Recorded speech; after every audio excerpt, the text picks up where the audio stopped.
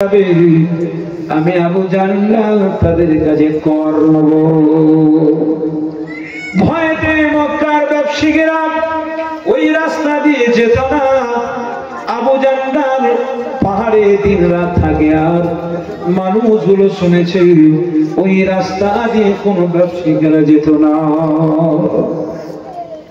আল্লাহ নবী বাড়ি চলে এলেন, এসে সাহাবায়ে কিরামদের আলোচনা করতে লাগলেন আর চিঠি লিখতে লাগলেন।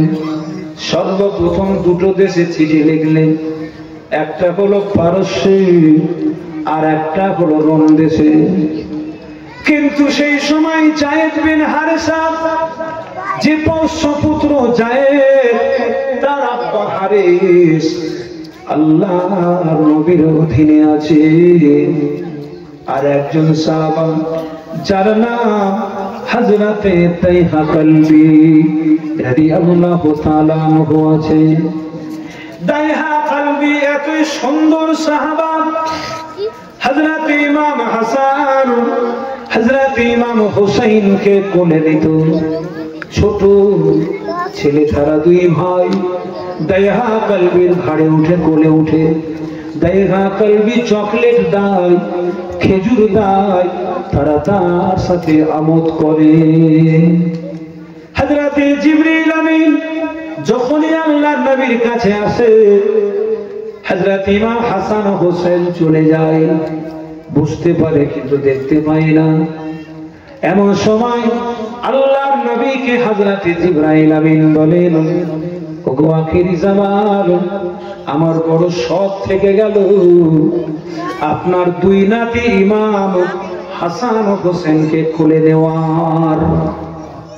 ঠিক একদিন গোপন ভাবে জানতে দেয়নি, আল্লাহর নবীর ঘরে তাইহা কলবির রূপ ধারণ করে হযরতে জিবরিল আমিন এসেছে। জোরে বলুন সুবহানাল্লাহ।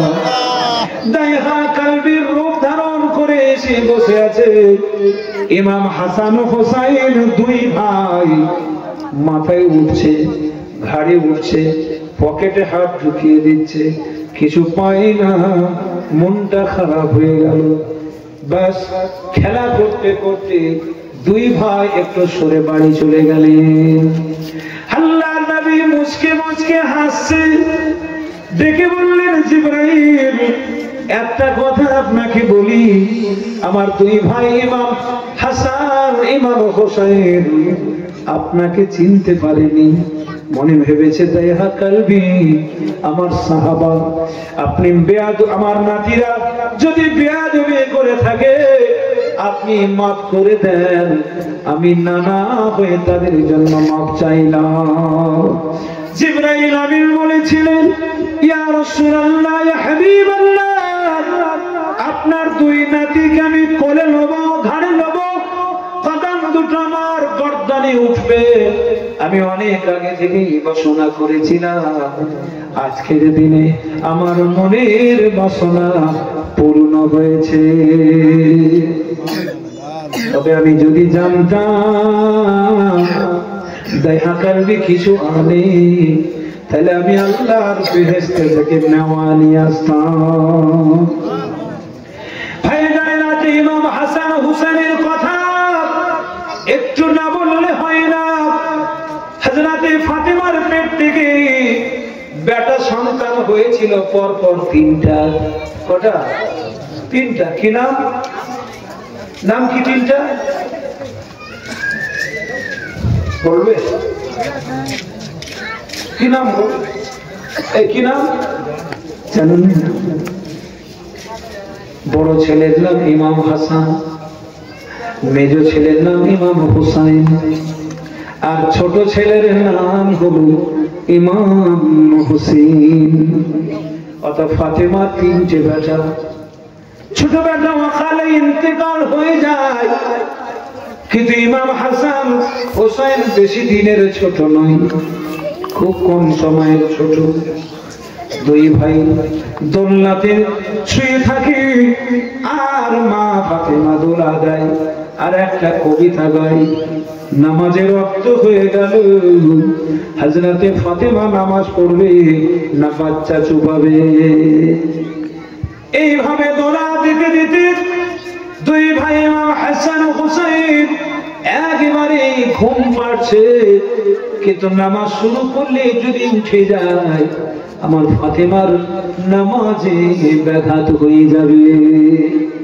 যার জন্য বলল, আল্লাহ বলছেন জিবরাইল ফাতেমার কণ্ঠস্বর আমি আল্লাহ আপনাকে দিয়ে দিলাম, আমার বান্দি ফাতেমার কণ্ঠস্বর নিয়ে ইমাম হাসান হুসাইনের দোলনাটাকে দুলিয়ে আর কবিতা আবৃত্তি করো, ইমাম হাসান হোসেনের ঘুমটা যেন না ভেঙে যায়।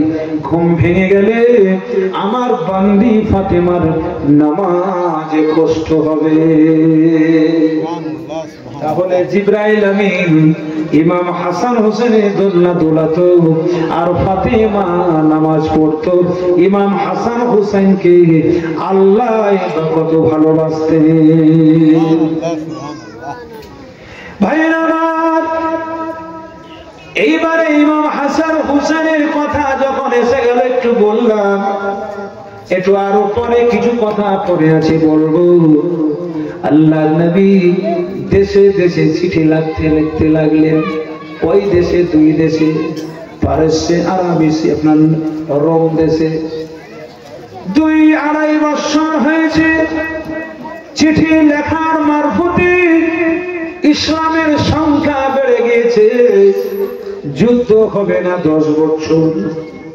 ভাইরা আমার, পারস্যে যখন চিঠি লিখলেন, পারস্যের প্রতিবম্বিত সরকার, তার নাম কি? তার নাম হলো পারভেজ আমির খুসরো। কি নাম? পারভেজ আমির খুসরো। চিঠি লিখলেন, मैं मोहम्मद अब्दुल्लाह हजरत मोहम्मद रसूलुल्लाह सल्लल्लाहु अलैहि वसल्लमेর পক্ষ থেকে প্রেরণ করছি যে আপনি দ্বীনের দাওয়াত ঈমানে কালমা পড়ে মুসলমান হন। বিগত দিনের तमाम গুনাহ, আল্লাহ শিরকের গুনাহ, সুদের গুনাহ, ঘুষের গুনাহ, জিনার গুনাহ, মদের গুনাহ, জুয়ার গুনাহ, যত গুনাহ আছে আমাকে নবী বলে মানলে, আল্লাহকে আল্লাহ বলে মানলে, তাওহীদের রিসালাতের নবুয়তের ইজহার, আপনার আমার উপরে ইজহারে নবুয়ত, আমার উপরে নবুয়ত আছে বিশ্বাস করলে আর তার সাথে ঈমানের কালমা পড়ে মুসলমান হলে বিগত দিনের तमाम গুনাহ আল্লাহ মাফ করে আখিরাতে আল্লাহ আপনাকে জান্নাত দিয়ে দেবে। চিঠিটাকে লিখে দেখে কে পাঠিয়েছিল, কাকে দ্বারা? তার নাম হলো হযরতে দাইহা কালবি। কাকে পাঠিয়েছিল? এই দাইহা কালবির কথা বলতে গিয়ে ইমাম হাসান হোসেনের কথা বললাম, অসুবিধা হলো আপনাদের? হযরতে দাইহা কালবিকে চিঠিটা নিয়ে পাঠালেন। পার্লামেন্টের রাজ দরবারে চিঠি ঠিক এইভাবে পড়ছে। চিঠিটা পড়ছে, খুলে দেখলেন চিঠিটাতে কি লেখা, অনেক কিছু লেখা আছে। লিখে দেখছেন, তারপরে চিঠিটাকে ছিঁড়ে ফেলে দিয়ে পায়ের তলে ফেলে রোগ দিয়ে দিলেন।